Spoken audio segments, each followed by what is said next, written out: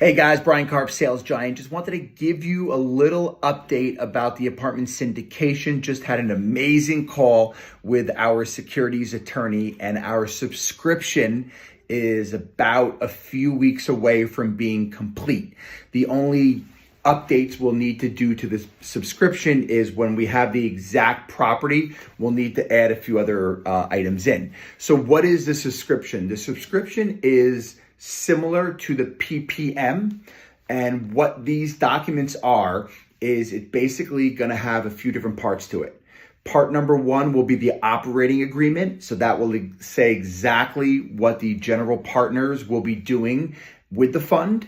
It will also go through all the risks. Because this is a security, we have to have full disclosure that when you invest your money, there is no guarantee for returns, and there also is a chance that it could go down. So it will go through that as well. It will also talk about what we are anticipating the rate of return is going to be on an annual basis. It will also go through the internal IRR, which is the internal rate of return that we will have for this fund. And some other really interesting pieces that I wanted you guys to understand about this. So with our subscription document, there'll be two different types of shares, okay? So there'll be A-class shares, which will be held by myself and Anthony as the general partners. And then what we'll be doing is we will be issuing B-class shares to all of our limited partners. Now, hypothetically, if you invested $100,000, we are going to make each share worth about we're going to make each share worth $100. So you will get 1,000 shares in the fund. Okay.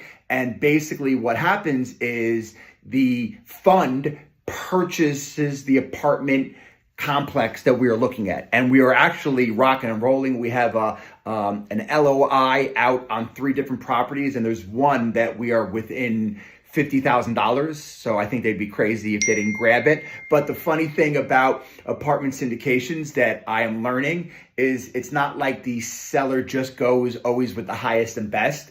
They actually do a lot of due diligence on the buyer, and they really want to know that you are going to be able to close, because there are many cases where people do not close, right? So they want to know how many doors that you own. Nice thing is your boy owns about 40 doors personally. They want to know your net worth. They want to know where you're getting your equity from, right? So where they want to see the money that you're going to be putting down. They want to know where your financing is coming from, right? So it's a little different than the residential side is what I play every single day, where sellers are going with the highest and best. Someone's getting a mortgage from Wells Fargo or Citibank.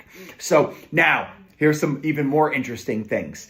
Question that came up was, all right, Sales Giant, I invest into the apartment syndication. What if I need for an emergency to get my money back prior to you guys exiting out of the syndication, which we're looking at about 4 to 6 years. So let's say you call me up in year 2, hey, I needed my $50,000 back. So number one thing we're going to say is you shouldn't invest it if you're going to need it back, okay? And our immediate reaction would be no, but we do have ways around it. So what we would do is if you needed in an emergency situation your money back, what we would do is we would offer it to our other limited partners to be able to purchase your 500 shares.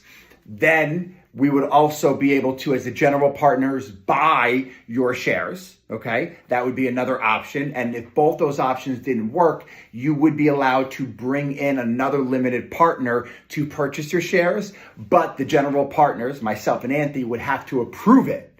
Now, on top of that, if you sold it to, let's say, Uncle Steve, and he owned your 500 shares, he would have